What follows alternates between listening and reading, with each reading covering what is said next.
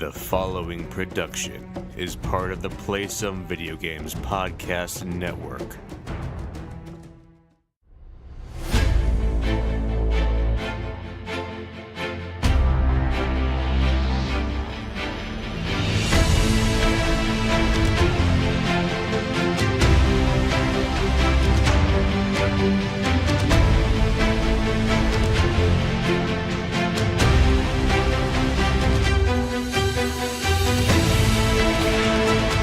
Greetings, boarders, and welcome to Board with Video Games, the gaming podcast that strives for the right balance of coverage for games you play on your table and on your television. You can think of us as the chips and salsa of gaming podcasts. We're a proud member of the PSVG Podcast Network and thrilled to be part of the Dice Tower Network as well. I am one of your hosts, Kyle, and joining me on this co-op adventure, the guy who provides the right amount of spice to life. Josh, how are you doing this evening?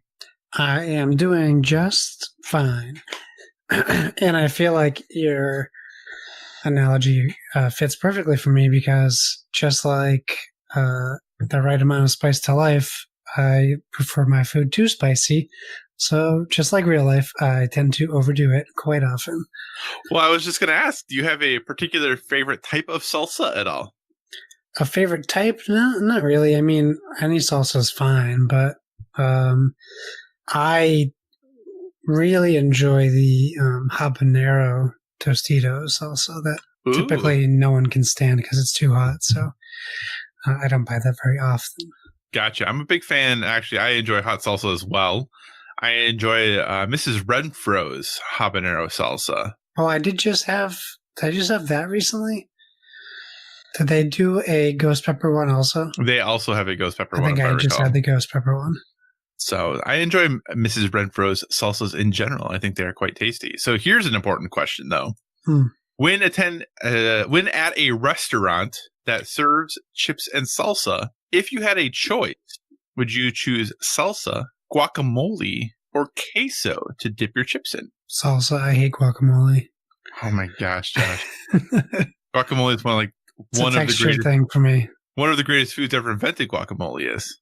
I don't know that it was invented. Created. We'll go with created.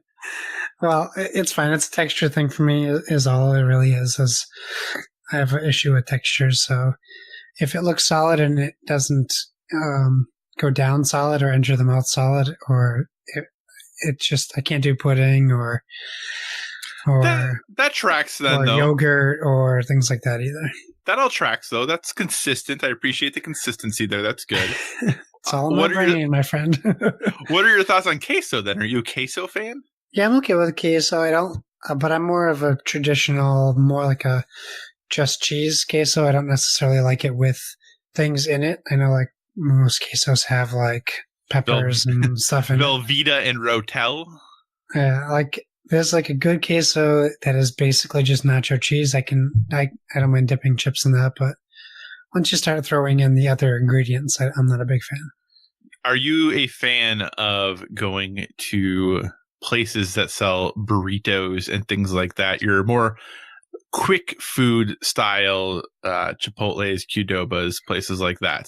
No, because I'm very particular about what I like. Mm-hmm. And it's very hard to get a plain anything at a Qdoba or a Mexicali, if you guys have those, or we don't, or things like that. I do enjoy Mexican food. I do enjoy, like, if I go to like margaritas. Do you have margaritas out there at the restaurants? Nope. No. Okay. Sometimes on the menus they'll have like plain tacos. Like I can do that, like lettuce, tomato, grated cheese. But like most places put like sour cream and chives and all these things that I don't want. So I really don't like being a picky orderer at restaurants. So I typically avoid going to Mexican restaurants. So what you're saying is you like Taco Bell tacos? I like homemade tacos. Okay. Taco Bell tacos are fine in a pinch, but I don't actively eat a Taco Bell. Gotcha. I prefer as authentic as I can get Mexican food, which in the middle of Iowa, surprisingly can do okay sometimes. There actually are some small towns that have some very good, I mean, not wholly authentic, but pretty authentic Mexican. compared to what you would find at a more chain Mexican restaurant or a Sure. bigger Mexican restaurant. So I'm someone who definitely enjoys, my tacos that, some carne asada tacos with some lime and cilantro and maybe a little bit of red onion and calling it good. So, and a excellent homemade salsa on top. So with homemade tortillas and all that good stuff. But I hope no one is hungry listening to this right now. I agreed. Absolutely agreed. So, Josh, before we get into the full show too, one last final question, not food related. Is it about how I preemptively spoiled Game of Thrones on last week's episode? It's going to be about that to a degree. But here's my Game of Thrones question for you. Twofold. Spoiler free. Number one, give a 3-word summary on your feelings on the finale is number one. Okay. Number two, now that Game of Thrones is over, what the heck television show should I watch? Oh, okay. 3-word summary. It wasn't bad. That's good. That works. That's nice.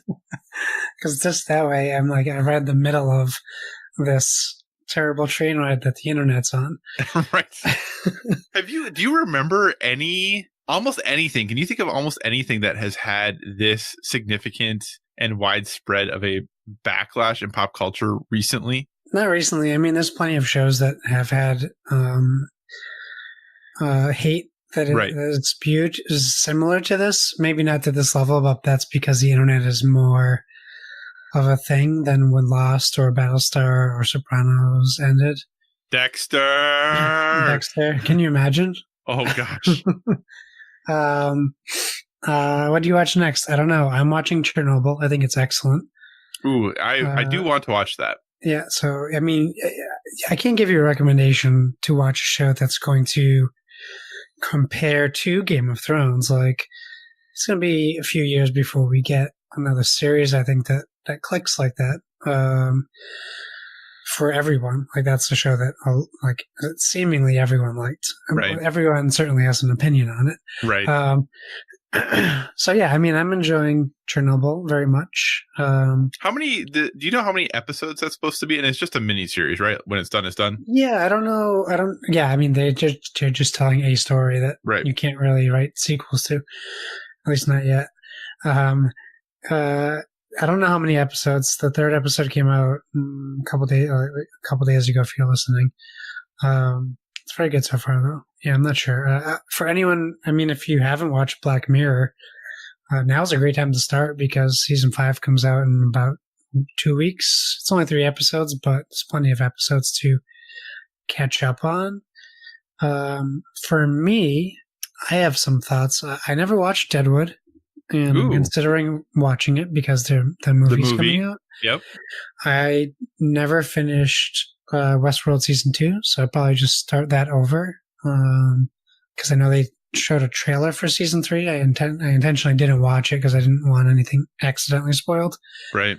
And then, weirdly enough, a podcast I listened to called Raised by TV on the Airwolf Network, they basically cover like 90s TV, or basically the shows they were raised on. They do a thing called First and Last, where fans submit suggestions for shows, and they watch the first episode of the series and then the last episode of the series. Oh gosh! And oftentimes they themselves have not seen the series before. So they did like Lost, and they did some other shows, but they just recently did Buffy, and I never watched Buffy. I missed it by probably a matter of months for my age, interest demographic. Right. And what they said really, I think, convinced me to watch it because I'm a big Joss Whedon fan, and it sounds like it's like peak Joss Whedon. So like, why wouldn't I watch it? I didn't watch Buffy when it originally aired either, but I did watch it later. I think the first season is a little rough, but it gets pretty solid after that. So Buffy, I think, is a good choice. I do enjoy Buffy. Yeah, so you could go with any of those. Those are at least the things that I'm thinking of in my brain, and that all those are on Hulu, so that's easy to kind of just watch. And I'm currently on season 7 of Psych, so I'm pretty much done with Psych. I just watched the Clue episode last night, which was incredible. If they had the cast from the movie Clue on, and right, it was great. But yeah, there's plenty to watch out there. I'm thinking I might try to dip into Vikings. Yeah, my wife started watching that without me, and she said it was pretty good, so. I've heard good things. So that and Peaky Blinders are the two that are kind of at the top of my list right now. So we'll see what I do. We'll see what happens. But hey, you know what? This isn't a television podcast. It's a gaming podcast.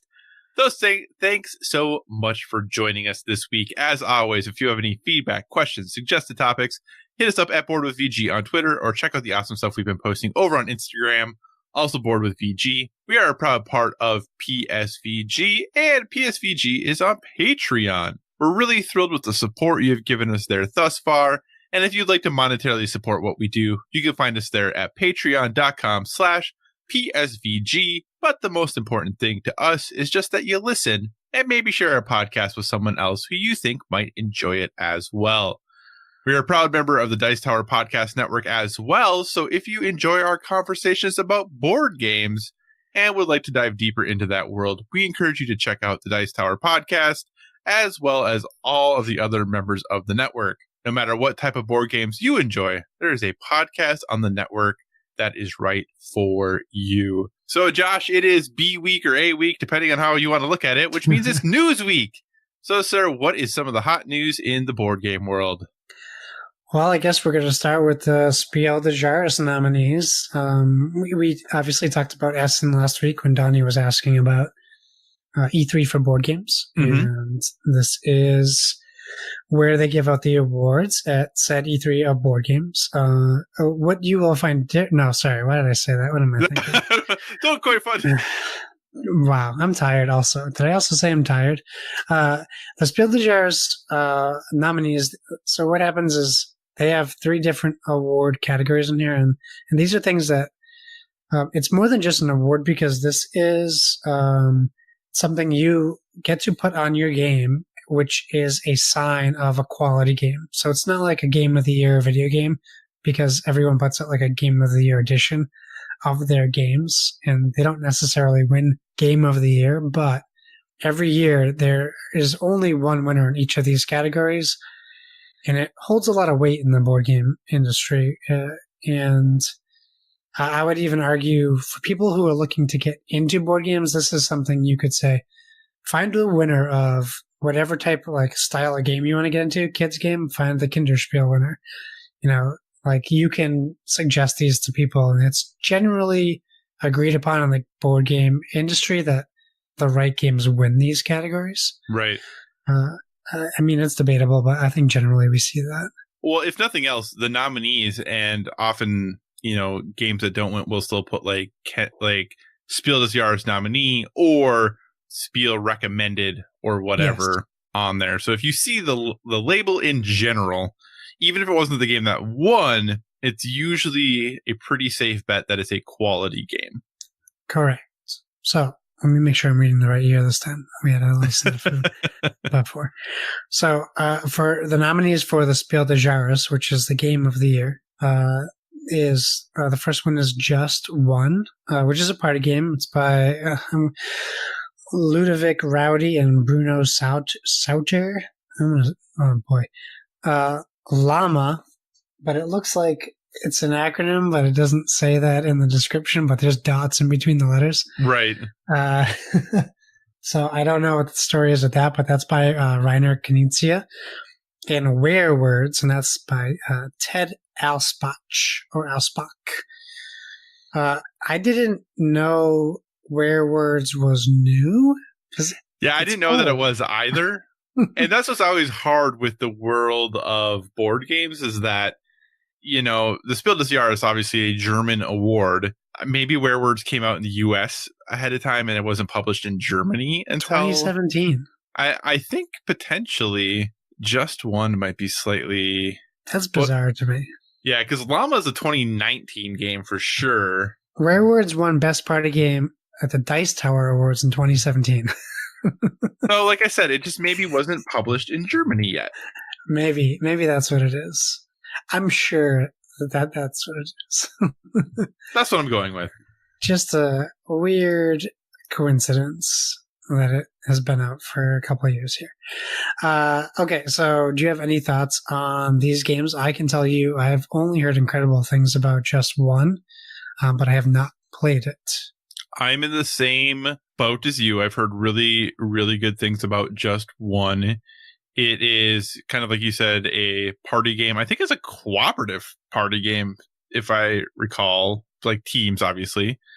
And is it? I'm trying to remember. Anyway, I've heard really good things about it. I've not had the opportunity to play it, but it seems like all three of these games, and I know that this is just generally game of the year, and these aren't necessarily supposed to be. They're typically more family weight games. Yes. These all three seem, from what I know of them, pretty light, even more than like what I would consider family weight, lighter than family weight, even. It's almost as if it should be the Kinderspiel nominees, not. I mean, almost, but what do I know? I mean, I'm definitely not an expert, but these all, from what I know, seem a little lighter even than what we would typically see from the Spiel des Jahres. So yeah, very light. And I've played Werewords, and I think it's a good game. We had fun, but it wasn't my wife. My wife wasn't convinced enough to buy it, even though I wanted to buy it. Right. But it's a great party game. Mm-hmm. The Kinderspiel des Jahres, that's the children's game of the year. The nominees are Fabulantica by Marco Tubner, Go Gecko Go by Jurgen Adams, and Valley of the Vikings by Marie and Wilfried Fort. I am unfamiliar with all three of those games. Oh, okay. How about you? The only one I have heard of is Valley of the Vikings. But again, I have heard of it, and that is about it. But again, stylistically, this is not the category I usually am most interested in. This is typically, the category you're going to talk about next is where I usually am at. But I also think that I don't know if Valley of the Vikings, I'm pretty positive, is still only in German. I don't know if it has a US release yet. And it's a Haba game, which is why I've heard of it. But yeah, Go Gecko Go and Fabulantica I have not heard of, but Fabulantica is a sweet name, that's for sure. It is a pretty cool name. So last year's Spiel des Jahres nominees were Azul, The Mind, and Luxor. Right, they just seem a little more, adult. Yeah. Yeah, that is interesting. Yeah, I've heard of Valley of the Kings, but not Valley of the Vikings. That's the only thing. Okay, and the Kenner Spiel des Jahres, which is the enthusiast game of the year. We have Carpe Diem by Stefan Feld, Detective, a modern crime board game by Ignacy and Reimer and Jacob Lapat. And Wingspan from Elizabeth Hargrave. Yeah. So, I mean, I'm partial to one of those. I've heard great things about Detective, a modern crime board game. And Carpe Diem is, it's a Feld game, so it's a heavy euro and ugly. I mean, that might be one way to describe it. That's very possible. That's just the stereotypical way to describe it. I haven't played it. I would totally play it, but I don't know that I'll ever be in a situation where that will be possible. What do you think about those nominees? I think those are three really solid nominees. This is the the category that obviously we typically play games in that fall into this category. Carpe Diem, I think, is interesting because Carpe Diem and Forum Trajanum were the two Stefan Feld games, if I recall correctly, that came out last year at Gen Con / Essen time, and I couldn't decide which one I would rather play. Apparently, Carpe Diem is the correct answer. So that's exciting. But, Detective is a game I am very interested in. Ignacy's game and Portal games in general, I tend to shy away from now because I have a hard time typically getting through the rules and understanding exactly what I'm supposed to do. Obviously, other people have no problems with that, so that's very much a me thing that I need to figure out a better way to do it. I've heard really, like I said, interesting, cool things that Detective does stuff other games don't do. So I think because of that, I think Detective might have the edge here over Carpe Diem and Wingspan. Obviously, Wingspan has the hotness push right now that it's still kind of challenging to get. It's the game that people are talking about. It has been in the news both more broadly and sometimes for not great reasons, but it has just been in the news in general. So I think as a result of that, just because it is so present on the mind, Wingspan might take it. But I really think of these three games, Detective seems the most different of games that we have seen lately. So I think it might give it the edge personally. It's also called Flügelschlag. Wingspan is Flügelschlag. Well, I could see that. I say that as if I know anything about German. Yeah, I don't have a clue. What would you pick as the winner here? I mean, I'm such a big fan of Wingspan, so I mean, I would have to go with Wingspan. Because I feel like even if I played Detective or Carpe Diem, I think I would still enjoy Wingspan, only basing it off what I know of the other two games. I mean, obviously they could surprise me, but Wingspan is just an excellent game. So that's what I'll go with. That seems great. Yeah, and Detective, I mean, has a pretty solid rating and compared. But yeah, I feel like Wingspan probably is the favorite if I had to pick a favorite. But yeah. I do think that, Detective does just some really, really cool things that we haven't really seen in games as far as telling stories and bringing in real world information and things like that. So sure. Yeah. Cool. Okay. Let's move on to the Dice Tower Award nominees. How's that sound? That sounds great. Let's do that. Let's do it. Okay, so the annual Dice Tower Award nominees are out. We'll just go through them quickly, I guess, so we don't spend too long on two awards in a row. I'll look and just spiels were short. Best Family Game of the Year, we have Fireball Island, Gizmos, Reef, Space Base, and My Little Scythe, or Scythe, if you prefer. Indeed. Boy, Gizmos, Space Base, and My Little Scythe are all games I want that I don't have. That's good. That's good that those are all nominated then. And I have Reef and Fireball Island. It's hard for me personally to say that Fireball Island is better than Reef. Right. Production-wise, yeah, it's better than Reef. But I think I like the gameplay of Reef better than Fireball Island. I mean, Fireball Island's gameplay is still very much a 90s board game gameplay. They didn't change much about the gameplay. Right. Very, very true. It's very much like, if you think of board games, for people who haven't played it, if you think of board games that you played when you were a kid, where you're like moving pieces along a track on a board, that's still what this game is. In fact, my local FLGS has the original Fireball Island for sale. Oh, really? I was like, oh, do I buy it? No, I don't want it.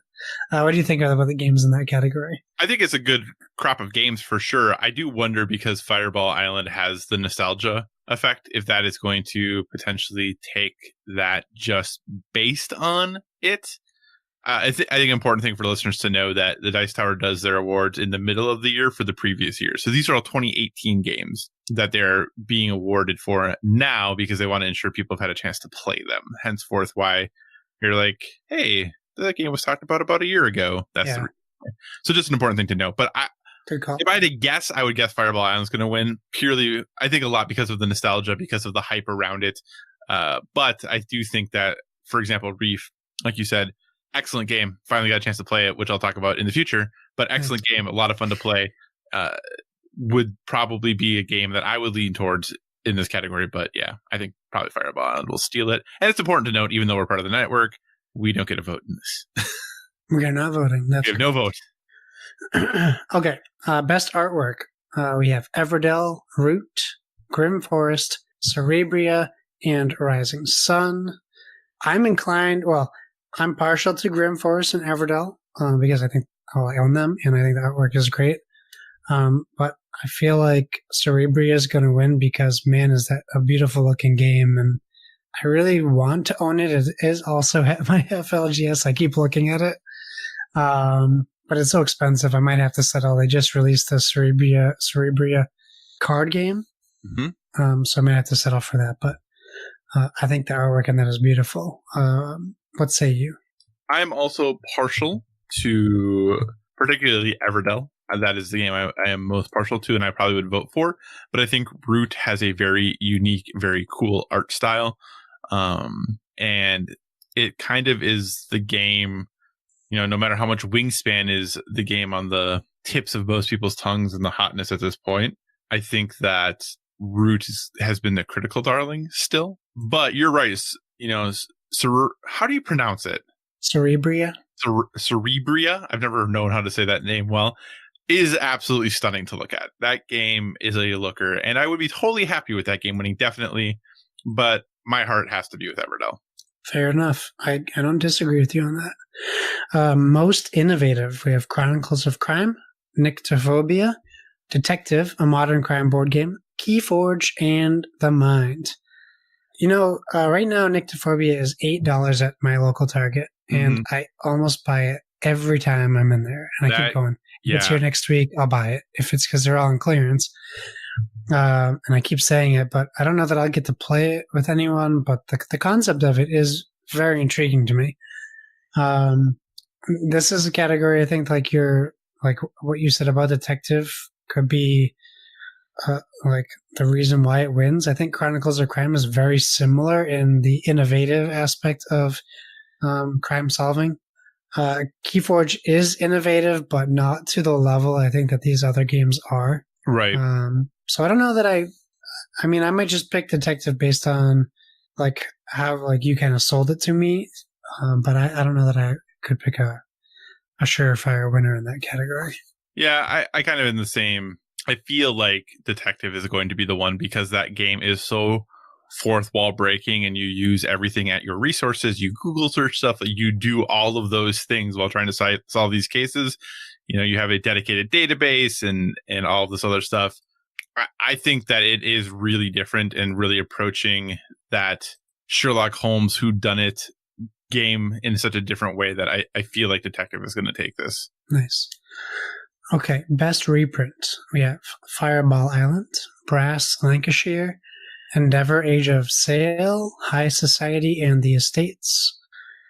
I've heard great things about all these games, but I've only played Fireball Island, so I'm just going to have to go with that because I don't know how the other games play.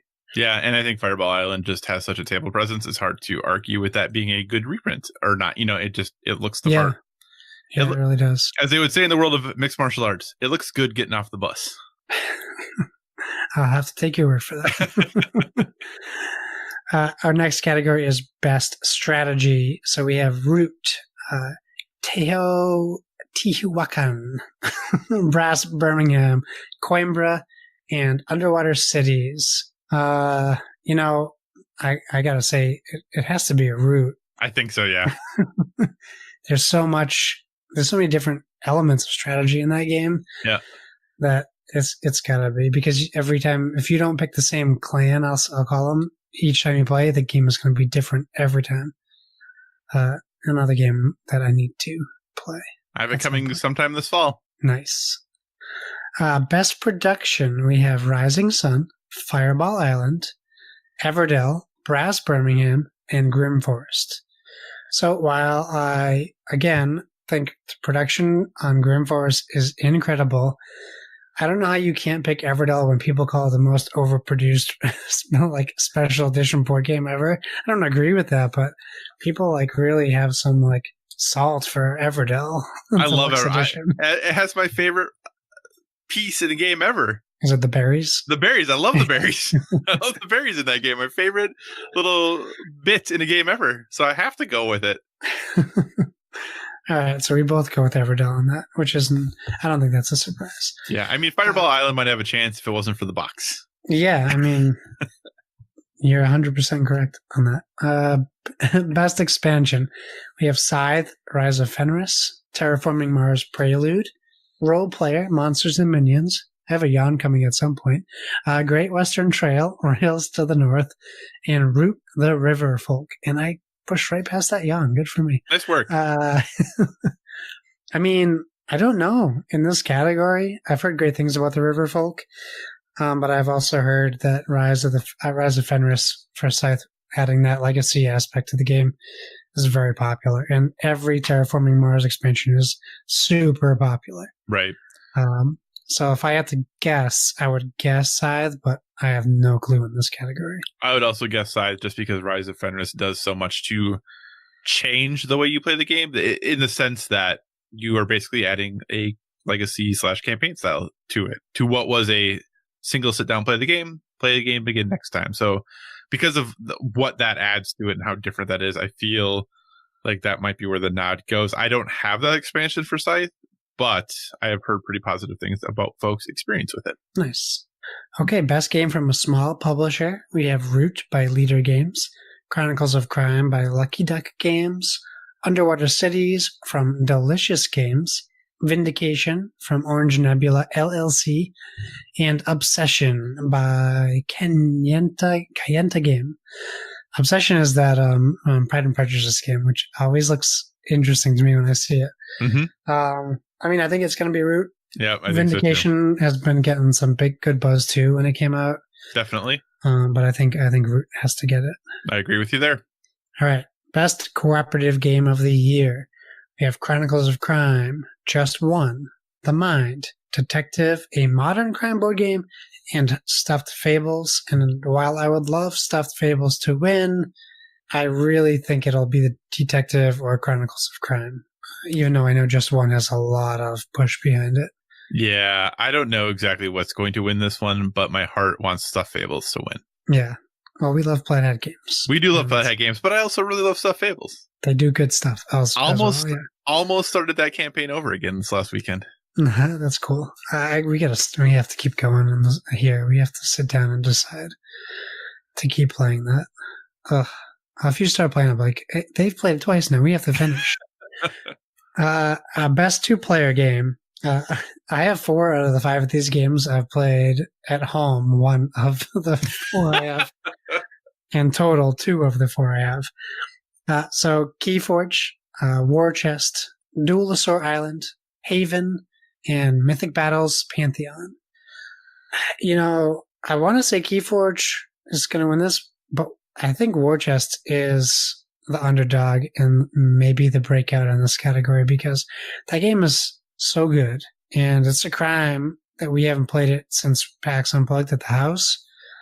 It was one of those games where I looked up at my wife while we were playing, like maybe 5 minutes in, and she looked right back at me, and I was like, we're buying this, aren't we? And she's like, yeah, we have to own this. That game is a sleeper, so I hope it can surprise Keyforge, but I don't know. What do you think about this category? This is an interesting category. Part of me wants to say that I think Duelosaur Island might get it just because the game that is attached to is so popular and had such a huge Kickstarter. Yeah. And I could be wrong, but just in general, having an idea of who votes for these, I don't know that Keyforge is going to fit in well with a lot of the style of play for a lot of those folks. So yeah, I don't know. I've actually played none of these games. I have Duelosaur Island, but I still haven't played it. So I can't give a good thought since I have played none of them. That's fair. You'd be a good judge. Best new designer. We have Wolfgang Vorsch for Quacks of Quedlinburg, The Mind, and Gans Schon Clover. We have David Sicarel for Chronicles of Crime, Catherine Stipple for Nyctophobia, Ivan Lashin for Smartphone Inc., and Tim Eisner for Grim Forest. Like I said, I'm a big fan of Grim Forest, but I don't know that you can ignore Wolfgang Vorsch for his 3 giant games that he's basically being acknowledged for. So I feel like he's going to run away with this one. I think you're right. My heart is definitely with Catherine Stipple just because of the story behind her game. But I think Wolfgang Warsch has had such a year, realistically, or a year and a half, that I feel like it's very difficult not to give the nod to him. Yes. Okay. Best party game. We have Just One, Decrypto, The Mind, Drop It, and Trap Words. I will say Drop It pops up everywhere in all my board game groups that apparently this game is incredible. Trap Words is by CGE, by the Codenames people. I've heard that game is very fun. I've also heard Decrypto from Yellow is excellent. But I think Just One is going to take this one. Interesting. I just feel like I've heard more buzz about Decrypto So that's kind of where I would go. But Yeah. I think this is a category where all of these games, you definitely hear good stuff about. The Mind, you hear really good and really bad things about. Yeah. But people still really love it. So all of these games, I think, seem very, very good. And Decrypto is just the one that I think that kind of sticks out the most to me. Fair. Okay, best theming: Western Legends, Root, Detective, a modern crime board game, Stuffed Fables, and Chronicles of Crime. I mean, I haven't played Western Legends. The theming looks perfect, but I think Root also wins this category. I agree. I think that it is going to as well, though my heart is with Stuffed Fables, as always. Yes. Okay, and the big one, the one that everyone's like, when is this over? Now it's this over. Game of the Year. The nominees for Game of the Year are Root, that game again, Teotihuacan, Chronicles of Crime, Underwater Cities, Brass Birmingham, Western Legends, Rising Sun, Architects of the West Kingdoms, Everdell, and The Mind. Now, for me, my first thought is with a game that actually wasn't nominated for any other awards. So I'm like, what are the odds that we'll win Game of the Year? But I feel like Architects of the West Kingdom has a chance, but it's probably going to be Root. I think it's going to be Root as well. I just think that game, from all accounts, is amazing and just really has the mind share. You know, personally, from this list of games, I have not played as many as I would like. Everdell would definitely be where I tend to lean because I adore that game. But I think, yeah, like you, I think Root is probably going to take it. I feel like we missed the golden opportunity of having William on this episode, and we would have had like a 2.5 hour episode just going over the spiel and the Dice Tower nominees. That's true. That would have been an excellent idea. Maybe when the winners are announced, we can do that. Yeah, maybe that's a good idea. Okay, our next story. Only 2 left, people. Don't worry. We're almost there. This one will probably be quick. Yeah. The next 2 will be quick. Yeah. Elder Scrolls is getting a tabletop miniature game. That might sound exciting to you. Kyle and I were talking about this before we recorded, and it's maybe not that exciting for us. But basically, if you remember me talking about Fallout Wasteland Warfare, which I did briefly weeks ago, it is essentially the skeleton of Fallout Wasteland Warfare with Elder Scrolls skin all over its bones. That being said, it is a narrative miniatures game. It's designed by the Mark Latham, who did the Walking Dead All Out War, the Harry Potter miniatures adventure game. And it's using Modiphius's, which is the company, their Wasteland Warfare blueprint, if you will. And basically, in the first wave, it's going to come out in different waves. You're going to lead your forces of the Stormcloaks or Imperial Legion, compromised. I should have had coffee before we started. Comprised of 1 to 5 heroes and 3 to 15 troops, where you fight for the future of Skyrim and the Civil War. That comes in the first wave, which is a 2-player starter set, just like Fallout Wasteland Warfare. And they'll be releasing reinforced sets of resin miniatures for the Stormcloaks and Imperial Army, as well as a Dragonborn single-player set. Then they plan on doing future releases. It will depend on the success of the game. But as Kyle and I talked about earlier, before we recorded, you can actually order some of the figures now, which maybe doesn't make all the sense in the world. Well, they're promotional miniatures, which I don't know if that means you'll ever be able to use them in the game. If they're purely promotional, that I don't know. Yeah. I mean, whatever, $14.99 in euros, I think that's a euro. Whatever that is in US dollars, I'm not sure, but it's probably like $30. So that's expensive for a figure. So maybe it is a statue and not a game piece. But if you don't remember me talking about Wasteland Warfare, it's essentially, when you open the box, it's essentially rules and then play mats. And they expect you to have wargaming pieces. This is a war game. And you're kind of expected to have barricades. And for Wasteland Warfare, it was like swamp or poison swamp. So you can't just, you can play the game right out of the box, but it will not be very easy if you don't have, well, if you have an imagination, I guess you could use rolled up newspaper or whatever. But it's not, I wouldn't say it's a full game out of the box. What are your thoughts on this? And do you think anything I said was crazy? No, I think, yeah. And just, it is British pounds. And okay. yep, and $14.99 British pounds is about $19.06, roughly right now. That's way off. Okay. So yeah, it'll be interesting because you're right. Fallout Wasteland Warfare has a 2-player starter set, which in US is $76.99, but the Fallout Wasteland Warfare Survivor starter bundle is $160. So it's something that, depending on your experience with this type of game, there's a little bit of an initial upfront investment to it. I think, though, if you are looking for a more tactical way to play Skyrim or to bring your video games to the board game world, this doesn't seem like the worst way to do it. I think it's just important to know what you're getting yourself into. Sure, absolutely. Okay, our last story is about the Above Board television show, which we have previously talked about. We didn't really know what it was.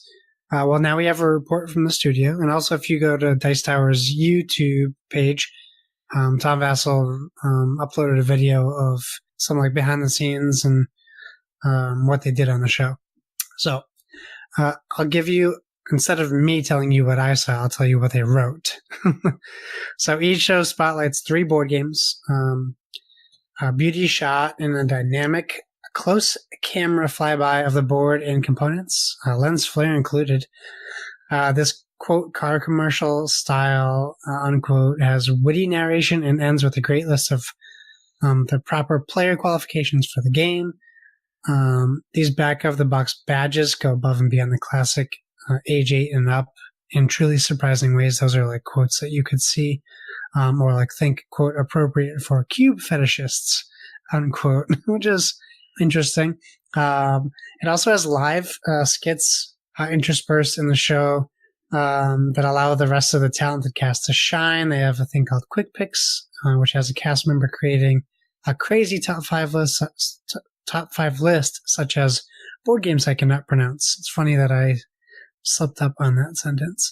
Retro Spectrum presents an entire line of games with every version and expansion listed and duly noted.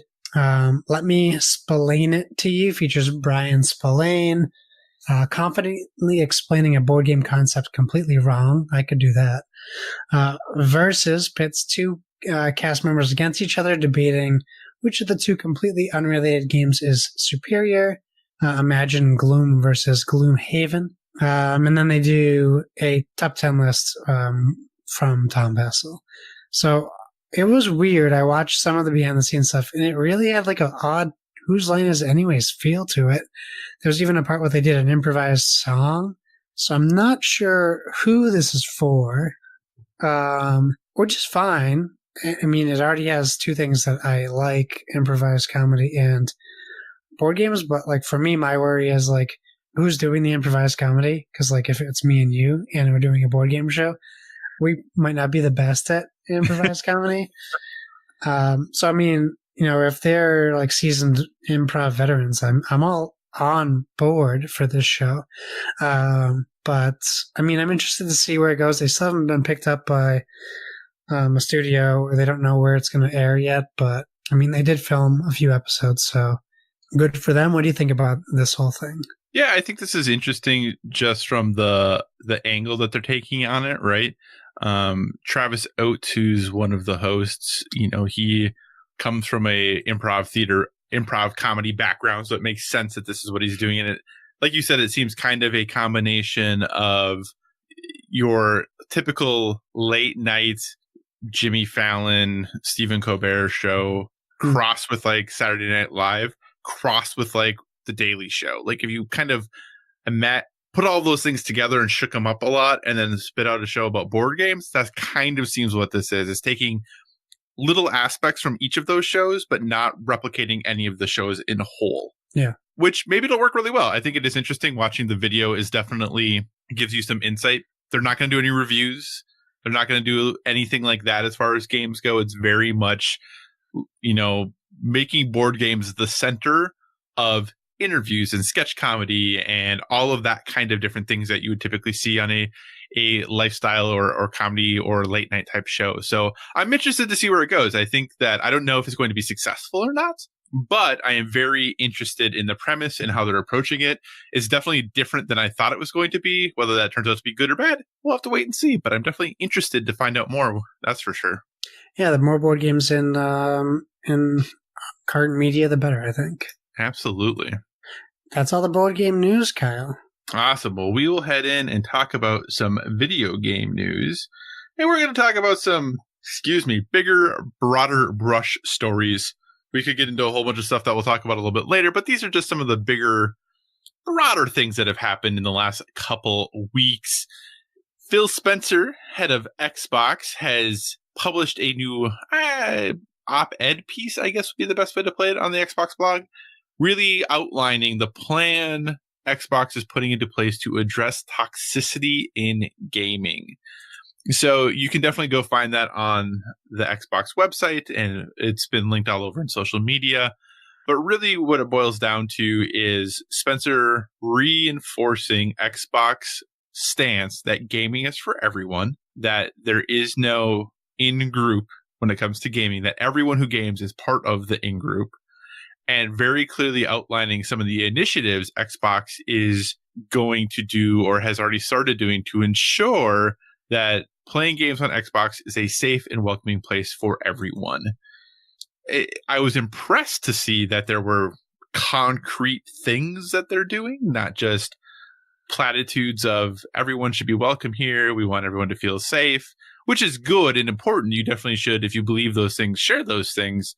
But I was really impressed with the fact that Xbox is really continuing to put their money where their mouth is and ensure that saying that gaming is for everyone, that, they want everyone to be able to play games and be part of not only the Xbox gaming universe, but the gaming universe in general. And that's something that really has continued to impress me with the direction that Xbox is going. There has definitely been some pushback, unsurprisingly, on the internet about this.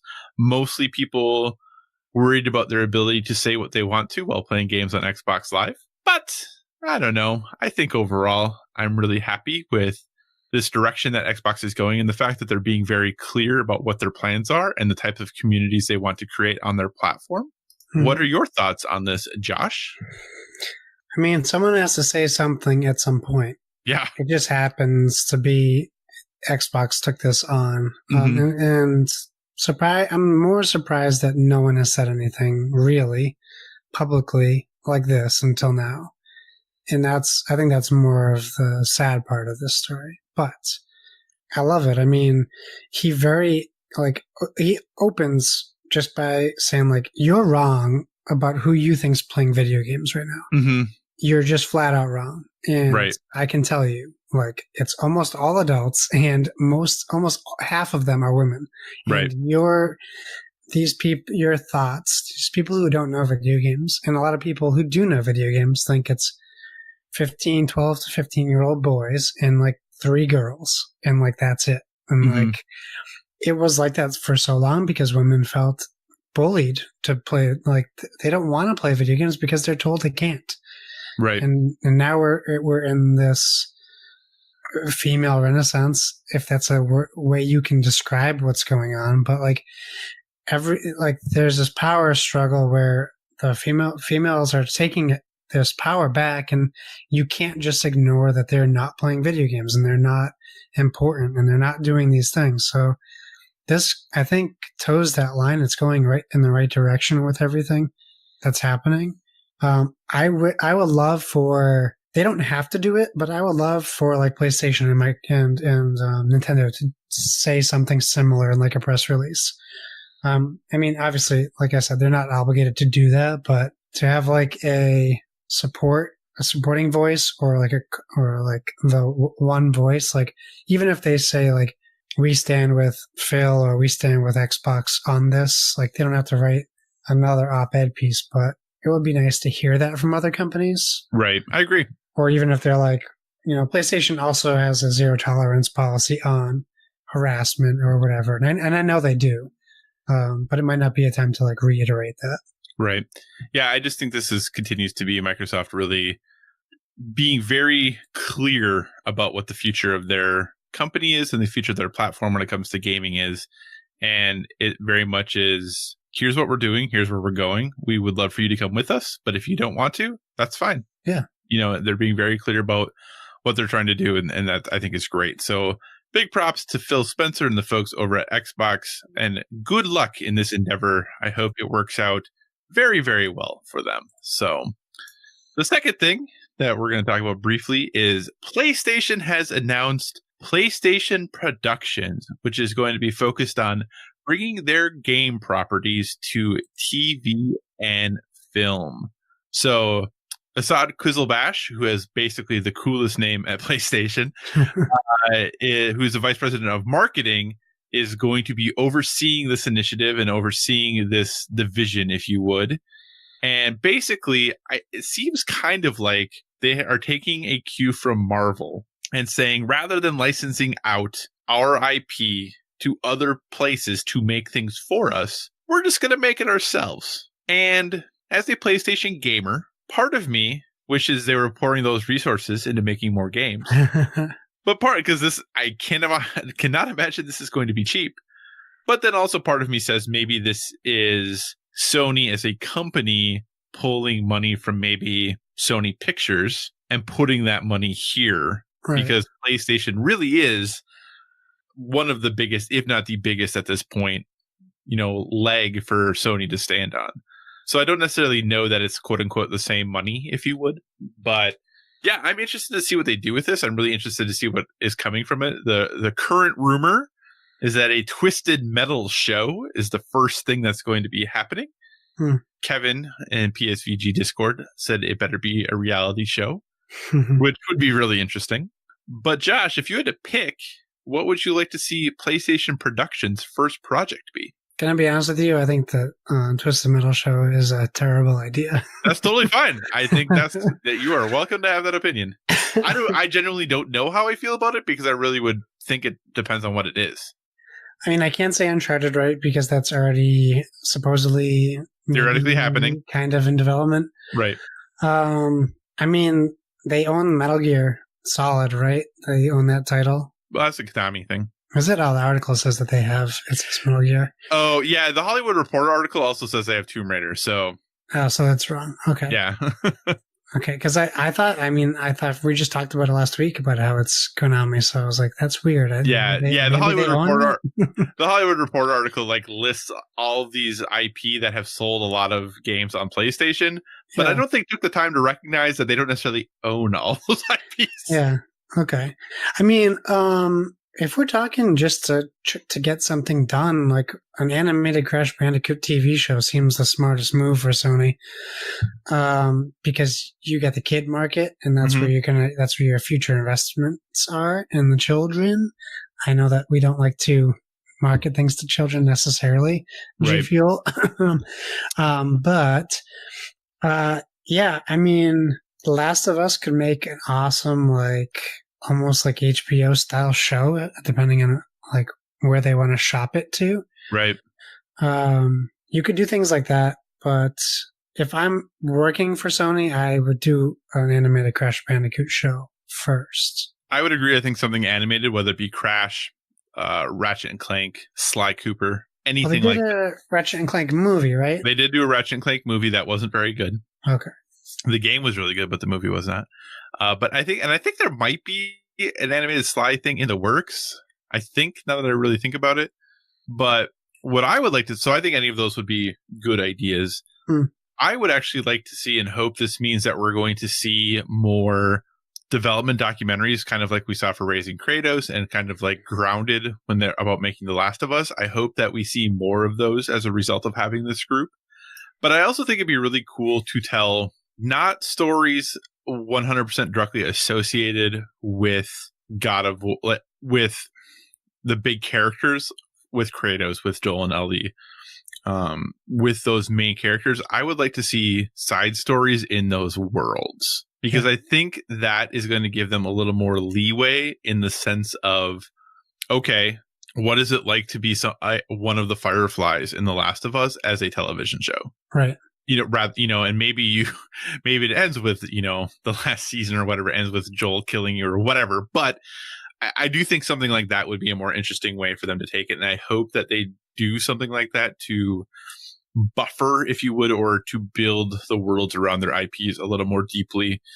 I think, I just think things like that would be more interesting to me than having an Uncharted movie starring Nathan Drake, which I'm still down for. I still would obviously watch that, but yeah, you could do things like Killzone or Resistance that are like out of the minds of a lot of people. Yep. But I think your thought on the Fireflies thing is that it's probably it might be a real smart move to kind of, while keeping it gaming related, keep it separate from gaming. So maybe people who are watching it aren't associating video games with what they're watching. Like if they marketed Red in theaters as a graphic novel turned movie, right? Would people, as many people have seen it, or would people have just like slammed it as being another comic book movie? Right. No, absolutely. So I think that's a good idea as well. If you can do something like, even if they did like a Killzone, you could do a Killzone show and just call it Killzone and people wouldn't know that it was based off of a video game. Very true. Very true. So you could do something like that too. So maybe, have a Parappa the Rappa. Pass. I was just gonna say like Drop the Mic or whatever that show is, but have it like Parappa the Rapper. I mean, people watch that, right? Because people watch Drop the Mic. I assume. I've never watched it, but I assume people do. So, all right. So, PlayStation Productions. Hey, dear listener, if you have thoughts on what you'd like to see them do, let us know. Board with VG on Twitter. I would love to know your thoughts.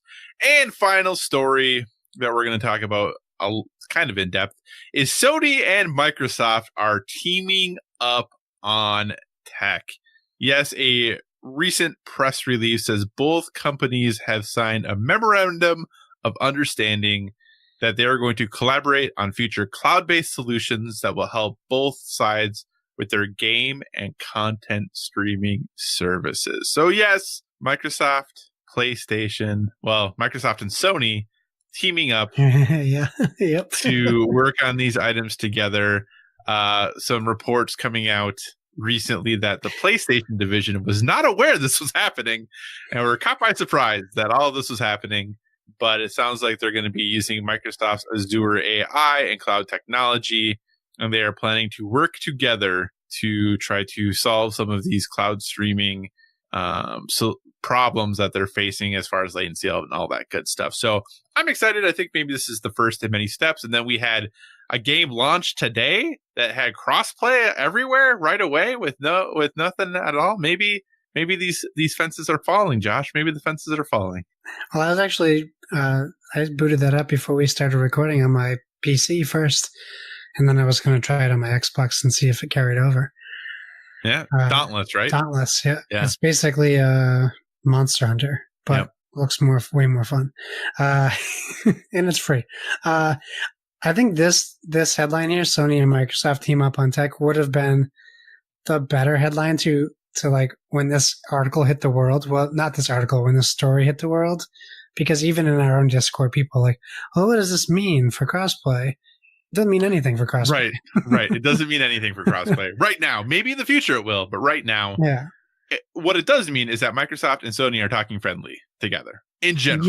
Yes. And like we had all these stories pop up afterwards, and like the funniest one was like, we had to sit down PlayStation members and tell them it's okay. Like, okay, relax, guys. Doesn't change you anything. guys could buy Microsoft. I think it's great. I think it's good news that realistically, like they kind of close it off at the end of this article, and this is the only way we should look at it. It allows Sony and Microsoft to work together and share information to solve problems that are currently facing the tech industry as a whole. In short, the two companies can innovate in ways they couldn't alone, and everyone benefits. That's perfect. It's just nice to see them. This is a good step forward. Yeah. So now they're working together in some aspect. Absolutely. Which is better than what it was last week. For sure. And just to give credit where credit is due, that came from the Game Informer story. Yes. That what Josh just read about Joe Juba. By Joe Juba, who, if you are into RPGs and want someone and want someone to follow who reviews a lot of RPGs, Joe Juba, good person to follow. So that is it for our video game news, a little bit of Xbox news, a little bit of PlayStation news, a little bit of joint Xbox and PlayStation news. There might be a third console out there. I can't remember. The Atari Jaguar. Oh, man. Did you ever have an Atari Jaguar? Did you know anyone who had? You had one? Uh-huh. Wow. I saved up and I bought an Atari Jaguar. Probably the worst purchase I ever made in gaming. What games did you have? Or game did you have? I had Dragon, Bruce Lee Story. Okay. Which was actually very good. Oh, okay. Actually a game I really enjoyed. And then I would have to look at what games are out because no other game I had was memorable. In fact, I kept searching for Alien vs. Predator. That was one of the games that was out on it. And it was always sold out at Toys R Us. I distinctly remember the ads for Alien vs. Predator on Jaguar were being in basically every video game magazine I had at the time. Yeah. Everywhere. I think I had another game or two that I did enjoy. I remember playing with my brother on the controller that had a phone pad on it. I know, that thing was ridiculous. So yeah, I wish I kept it just for something that just for coffee talk. No, absolutely. It was just, I don't know what else I could have bought instead of it, but I should have. Yeah. And obviously no slight towards Nintendo. I'm actually really looking forward to their E3 presentation. So yes, me too. I look forward to theirs every year. Absolutely. So, hey, let's transition here. Topic of the show. And what we're going to talk about tonight is rumors. Not the Fleetwood Mac album, which you should listen to if you never have. It's very good. But those in the gaming industry. Now, this time of year, we get a dearth of them. But how do you decide what you do with them? Are they news? Do you believe them? Are they spoilers if it's about something that's going to be revealed at E3? Are you now spoiling E3 if you talk about it? How does this all work? And let's be honest, there is a mess of them currently. Very briefly, the rumors that are out there that we've heard, mostly relating to E3 or upcoming things, is that George R.R. Martin is working on a game with From Software. Most apparently it's called Great Rune, and it's going to be at Microsoft's E3 showcase. The development of the 2020 Call of Duty has been taken over by Treyarch, and Sledgehammer is no longer the lead developer on it. Apparently, we're getting the release date for Cyberpunk 2077 from CD Projekt Red at E3, and it's also going to be on the Microsoft stage. And depending, and I'm not going to talk about any more in depth, if you want, there is what people are saying is reliable. I don't know how reliable it is. Basically, again, what people are saying is reliable. Rundown of the entire Microsoft basically plan of show for E3, which if it's true is pretty impressive. I read it, but I don't want to spoil it for people who want to be excited about it. And again, it's very interesting to me because people often will say, well, this person leaked XYZ information, so they must be reliable about this new information. And that's kind of what's happening with this Xbox rumor. So we'll see if that run of show that's out there is legit or not when it comes to the show. But I'm not going to tell you where to find it because I want you to be surprised. And if you really want to find it, you can go find it yourself. It's on Twitter. It's easy to find. Oh, I don't know if that's the same one, actually. Yeah, it's by that guy. Okay. And let me address that real quick before you jump into this, because I saw the show notes and I'm like, wait a second, the Microsoft thing is out. So I went to. You can just go to Twitter and just do Microsoft E3 plans, and it comes right up. I'm gonna go see if it's the same one while you. And so this guy who's supposedly very reliable on his leaks, and in fact, if you read about him, he's very boisterous about his. I might know too much information.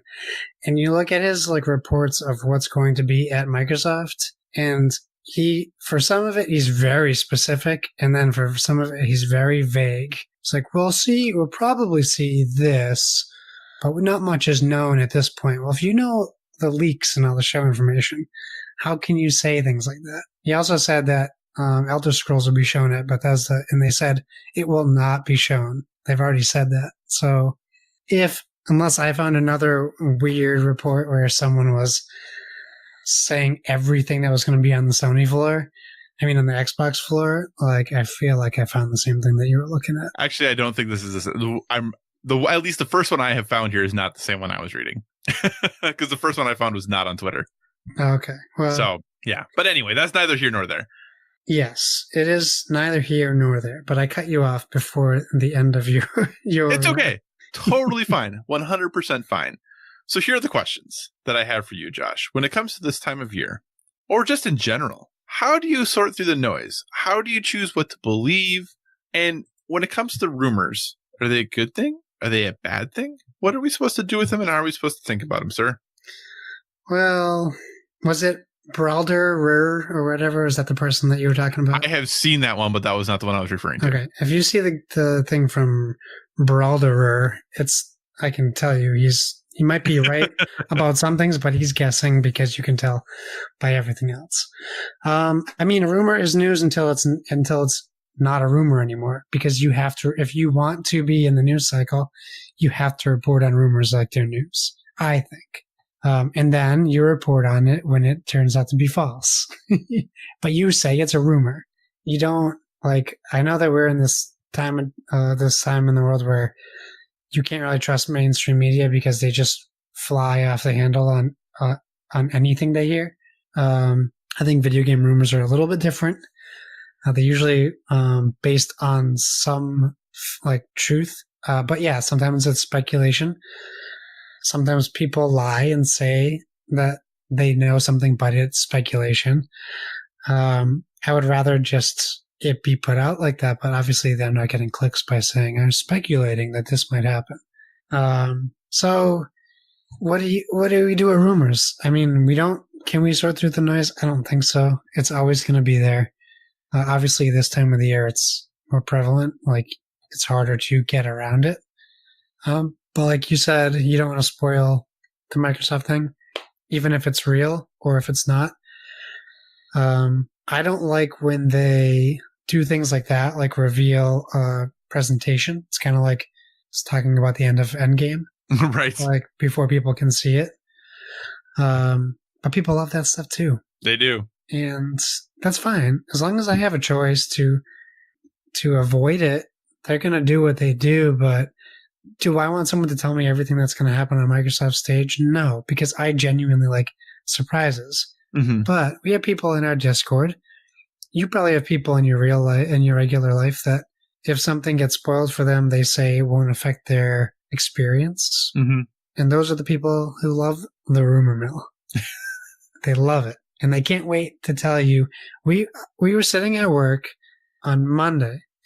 One of the kids who watches Game of Thrones is talking to me about it. Another guy comes in. He hasn't seen it yet because his kids kept him up all night. Mm-hmm. So I said, okay, we're not going to spoil anything for you. And the other kid says, yeah, I don't want to spoil anything for you.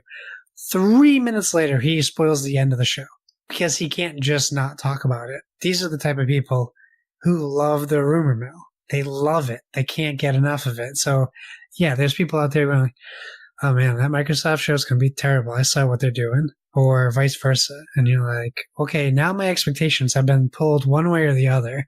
And now you can't go into it with like some form of of an opinion. Well, maybe not bias, but you have an maybe an accidentally informed opinion that may not be based on fact. True. I think, when talking about specifically something like Microsoft's E3 presser or showcase or whatever you want to call it, the hard part is that Microsoft themselves have said it's going to be their biggest year ever. Yeah. So there already is a sense of gravity for this show coming directly from Microsoft. They're not pulling punches. They're saying this is going to be big. Right. And, they're giving console specs or at least some console details on the next gen. So that probably in and of itself makes it big. But I always wonder when we get to, and I wonder about this with Discord and the other ways that we interact on social media. Even me saying, hey, George R.R. Martin's working on a game with From Software called Great Ruin. It's going to be at Microsoft's E3 press conference. Is that a spoiler? Is that a thing I shouldn't have talked about?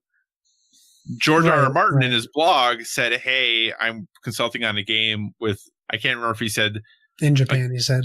In Japan. Okay. Yeah. I couldn't remember if he just said how vague he was about it, but in Japan. And there was a rumor a year ago or something like that he was working on a game with From Software. So then that was kind of put together. And then other people who had leaks said, hey, we had heard this, but now that George has confirmed he's doing this, this must be what it is. Yeah.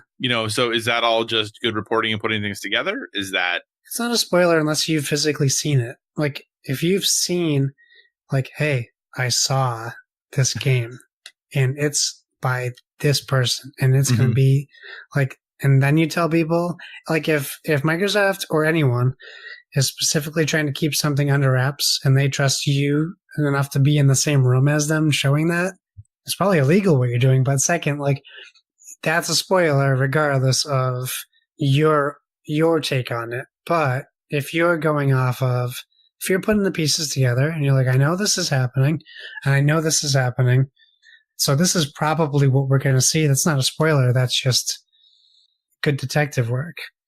And you don't even know if you're going to be correct. You might think you are, but obviously you could be wrong. But my bigger worry is, like, and obviously it's not dramatic. It's not as dramatic as it might sound, but, like, say so Donnie's very excited for Fable, right?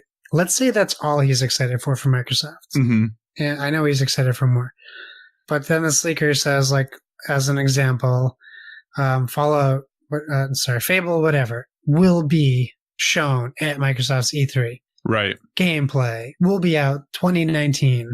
Then you were going in with this expectation that this is going to happen. Now, if they don't show Fable at all, Donnie's going to be mad or disappointed. Maybe not mad. Right. If they show Fable and it's not coming out till 2020, Donnie's going to be disappointed.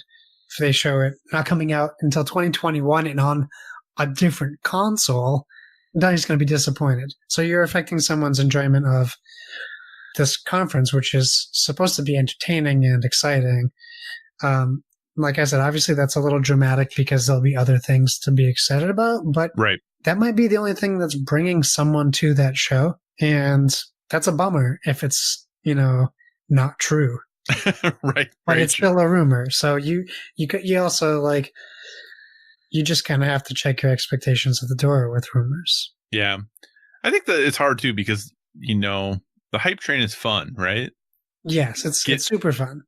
So that always makes it hard because once these dominoes start to fall, it becomes kind of this runaway until we get to E3, and it's a fun train to be on. And I can't imagine trying to be a company who makes games, and not that I feel bad for them by any means or in any way, but trying to deliver a message that is appropriately showcasing expectation, right?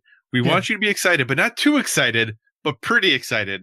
How do you balance that message of what you're doing, and how do you, like, I understand why Ubisoft has started to show games ahead of time because they're just not confident necessarily that games aren't going to leak anymore, right? Yeah. So, Ubisoft is showing games early, and I guess this year in general, it doesn't seem we've had a ton of leaks, but I think my guess would be there are going to be a few bombshells, big things, but my sense is a lot of things are gearing up for next gen, other than maybe Nintendo. Like we talked about last week or the week before, Nintendo has a stellar rest of the year plan, very clearly. Yeah. And, Xbox definitely has some really exciting games in the hopper. PlayStation, we'll see. They have some games we know about, but we have no idea when they're coming out. Yeah. So, you saw Raising Kratos, right? Yeah, I did see Raising Kratos. This is what I picture with, like, Cyberpunk, right? So now take out Sony, put in Project Red's studio, and you have all these people sitting down at a computer making Cyberpunk. Now imagine everyone is on their computer and these rumors pop up. Cyberpunk's getting a release date at E3. And then imagine yesterday your boss told you the game is delayed 6 months and you don't have a release date yet. Imagine the morale. Yeah. Imagine how a studio people feel like someone's like, oh, we're definitely getting a release date for Cyberpunk at E3, and people are like, who told you that? We're not even close to a release date.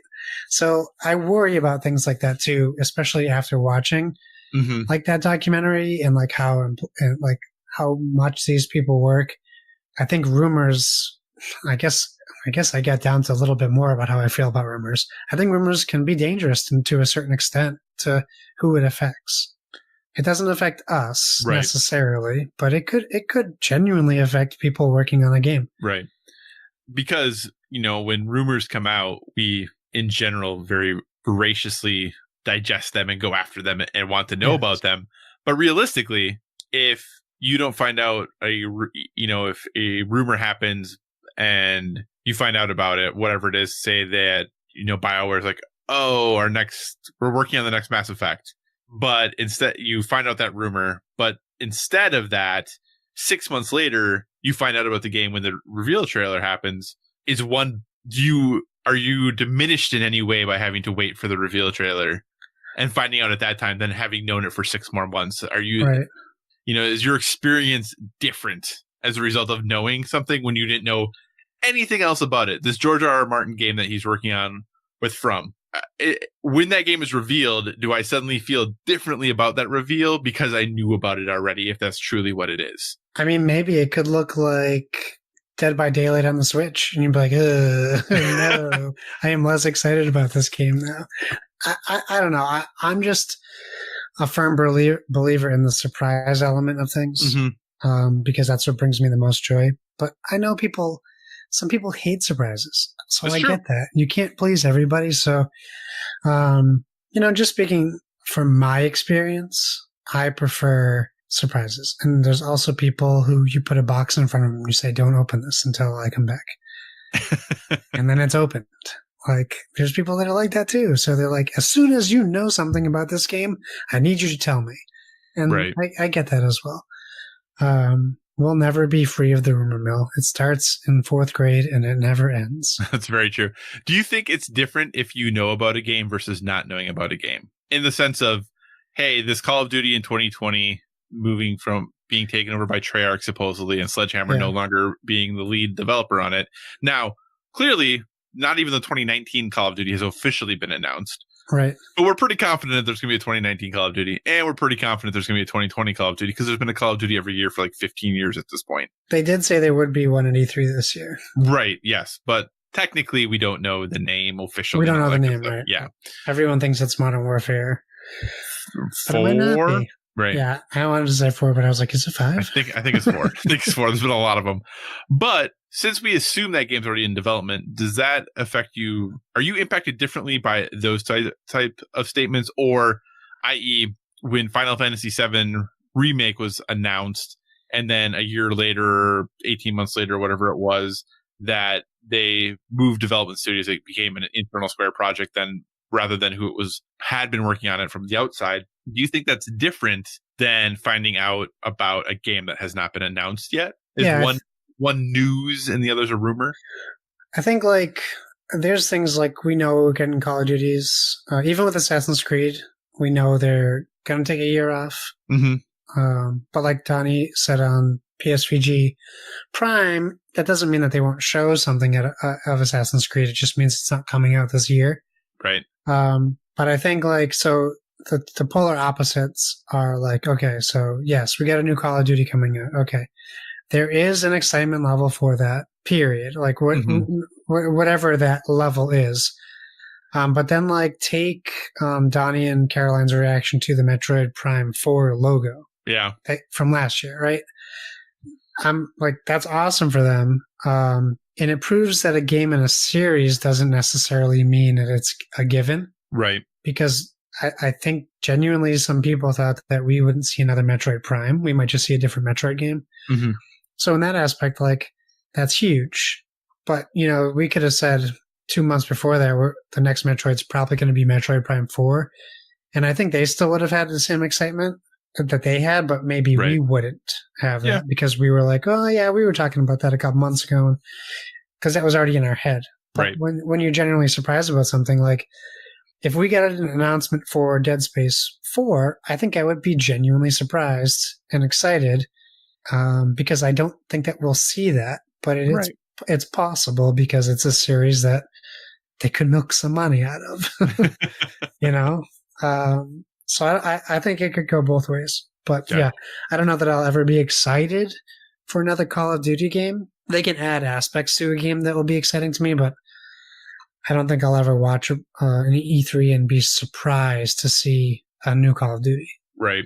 I think when you assume, for instance, if Guerrilla next year comes out and says, hey, we're making Horizon Zero Dawn 2, I won't be surprised. I assume that's what's happening. Like, I think it'd be awesome, and I'm looking forward to seeing what that might be. but I wouldn't be surprised by that. When, I'm trying to think when Naughty Dog announced that they were making The Last of Us Part 2, Yeah. I wasn't surprised by that. I was still excited, but it wasn't surprising to me. So I always wonder what the difference in those feelings are, and if rumors wreck the surprise, but maybe not the excitement. And is that okay then? Yeah, I mean, like, the excitement obviously is when you see it. Right. But they could tell you, we're doing The Last of Us 2. You're like, okay, yeah, I knew they would. But then you see it, and it's not anything like the first one. Then there's the surprise element that you didn't get because you already knew the game was coming. Right. I mean, I wouldn't expect that to happen, but that would be the difference between the excitement and the surprise. Mm-hmm. Because, yeah, I mean, we're going to see a Spider-Man 2. Will we be surprised? No, because it was successful. We know that they'll do that. But if it's a whole different take on the game, that would be surprising. Yeah, absolutely. All right. So as we run up to E3 and we get closer, at any point, do you try to start avoiding rumors or try to kind of avert your eyes to informed speculation, if you would? If we didn't do what we do, I probably would say yes, but it's kind of unavoidable. Yeah. Like with our Discord, and we have to talk about this stuff sometimes too. So I don't know that I'll be avoiding it, but I'm not going to be seeking it out. I gotcha. All right, dear listener, let us know your thoughts on rumors and all of that good stuff. Do you love the hype train, the rumor mill? Do you try to avoid it? What are your thoughts on it in general? Do you consider rumors to be news? Do you not consider them to be news? There's a poll on our Twitter that probably will be done by the time this episode posts, I now realize. But hey, you can go back and look at the results if you'd like to. So, yes. But Josh, hey, we do have an email, a listener question. Do you want to jump into that? We do. It's a two-parter by Splig at Dobelicious on Twitter. He starts with Game of Thrones ending, does the, quote, water cooler, end quote, type show die with it?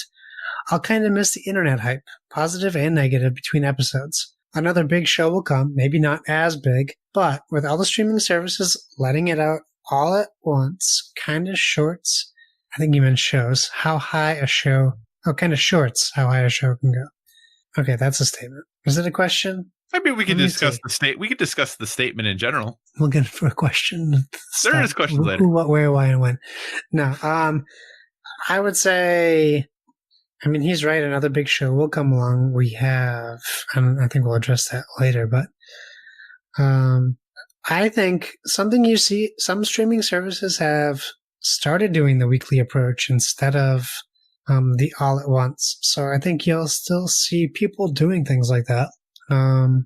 But yeah, I mean, I think a weekly show makes something more digestible because I might look at Netflix shows and worry that I don't have time to binge watch a show. Mm-hmm. And I know I have a set date where I'm watching Game of Thrones. Right. So I think for me, that's a little bit different. I might be more likely to watch a whole series weekly than, like, I'm not a single guy anymore who can just watch all of Lost in a week in his bedroom with a case of Sam Adams and, a headache.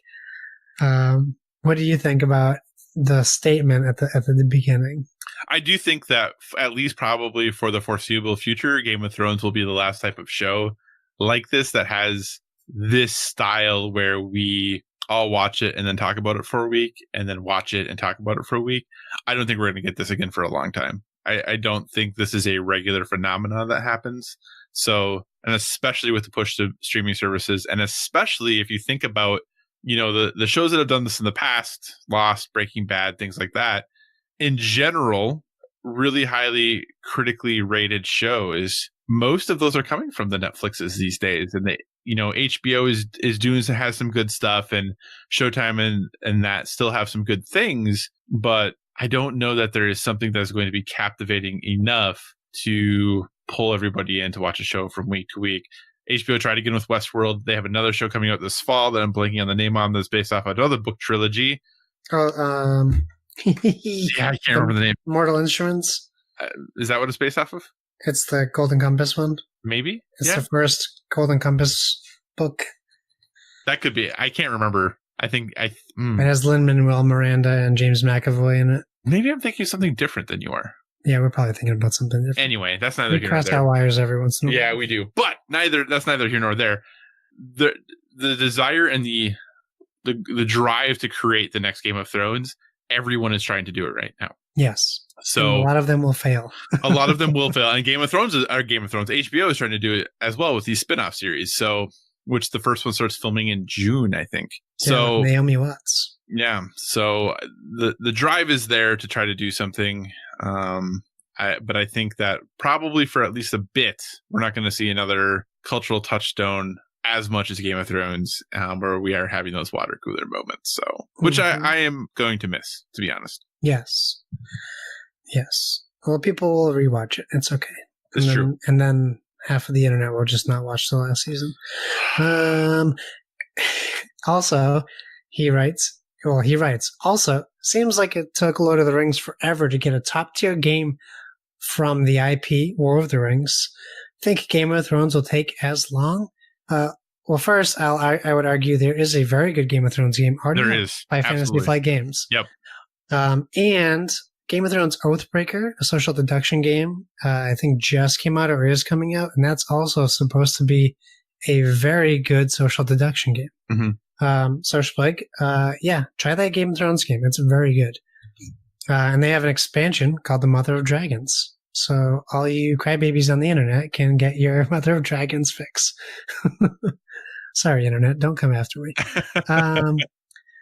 So yes, what kind of game would it be if we were thinking of a different Game of Thrones game? Well, this Game of Thrones game that I am talking about is, would you consider it's not worker placement? It's like, is it a 4X game? I think area control. It's area control. Yeah. Picture Small World, but more serious. Because you're taking over a map, essentially going towards other houses. Yeah, and it's an old game. I mean, the second edition, and it's just called A Game of Thrones. The board game. It's a board game. Yeah, but I mean, it came out, 2011? 2012? I got it when it came out, so yeah, it's probably 2012? Yeah, I'm not sure. Yeah. It's old, though. It's old. Yeah, but it's also based on the books. Yes, based on the books, yeah. So. Yeah. He continues, also, is there a good Battle of the Five Armies game? In parentheses, he puts The Hobbit. Or should I just get Root and pretend?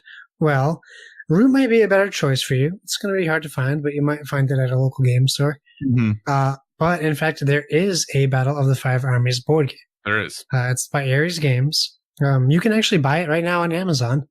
Mm-hmm. It's only $251, so no big deal. Save your pennies if you want to get it. But yeah, I think it's because it's out of print, but you could probably find it places. You could also find a War of the Ring game, a Hunt for the Ring game. The War of the Ring game is, I believe, a miniatures game, and there's a bunch of additional pieces you can get for the game. There's a second edition out. And Hunt for the Ring game is hidden movement. It's like Fury of Dracula, if you've played that, where you play ring wraiths and you're trying to find the ring. Mm-hmm. Which that game is on my short list of games I really want to get. Yeah. Whereas A Game of Thrones, the board game, is on my short list of games I really want to get. But it's one of those games that it requires 3 players. Yes. So. Well, you got a board game group now, so you should be able to make that work. I do. It's also 120 to 240 minutes per session. So yeah, no big deal. No big deal. But it is, I think, a top 100 game on Board Game Geek. So. Yeah, I made sure to bring it out of my closet and include it in my collection in here. So I don't know where I put it, but so yeah, it's the game I folded incorrectly and folded the board right in half. Oh, ouch! It is interesting because Game of Thrones and really Lord of the Rings, you know, in the video game world for a long time, IP-based video games were kind of frowned upon and poo-pooed upon and typically not very good. Mm-hmm. Not always true in the board game world. I mean, there are definitely some of those, but A Game of Thrones, Lord of the Rings, they've had very, very good board game implementations. Yes. So I hope that helped. There are Lord of the Rings games. Check them out if you can. You can certainly get Root by all means. It sounds like it's a great game. I wish I played it the many times I had opportunities to do it, but I did not. So if you get it, let us know how it is. Absolutely. Hashtag that board with VG. Indeed. So, all right. Well, hey, thanks for those listener questions. We always appreciate them. As we round out the podcast this evening, we want to leave you with a recommendation to live a well-rounded life. Again, we are a gaming podcast, despite how the show starts. But we want to give you something, a recommendation, suggestion, thing that we're typically in or that we're into right now that is helping us live a well-rounded life. Josh, good sir, what would you recommend? And despite how it starts and how it ends, we're a board game podcast. We are. Hey, that was a lot. I mean, that was a lot of talking about games we had tonight. Yeah. So my suggestion, I went back and forth between two different ones. They're both entertainment focused. Is Nailed It on Netflix. Season 3 just came out, and my wife and I are huge fans of that show. Although she's on her phone so much, I don't know how much of the show she actually sees. So really, I'm a big fan of the show. In fact, they put out a quick little 9-minute episode with the cast of Sabrina from Netflix. Well, 3 of the cast members, and it was very funny. You can find that on YouTube.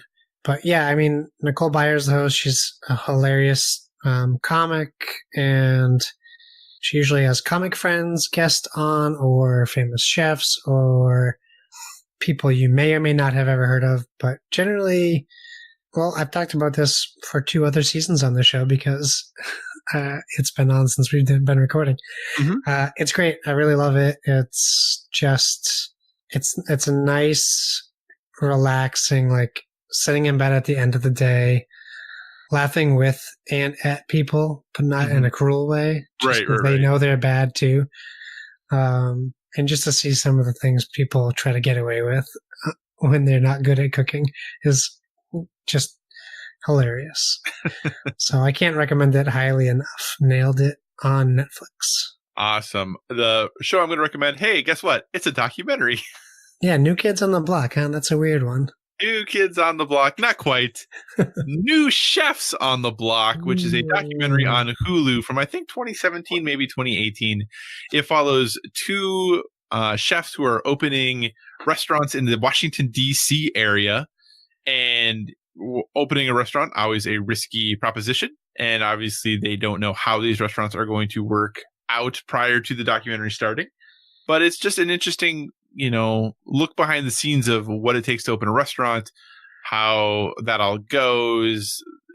I don't think it's too much of a spoiler to say that they start with, hey, here's how long, how much money we have to renovate the space and when we plan to open. And they both probably go over budget and probably miss their opening date. So no big deal there. But it is a very interesting look just into that world and what it takes to go ahead, open a business. And really one person who's doing it on a very large budget with some investors, and another who is doing it with sweat of their brow and help from family and friends on a much smaller scale. So really an interesting look at both ends of the spectrum and kind of where things end up for them. So that's New Chefs on the Block on Hulu. Definitely a recommendation.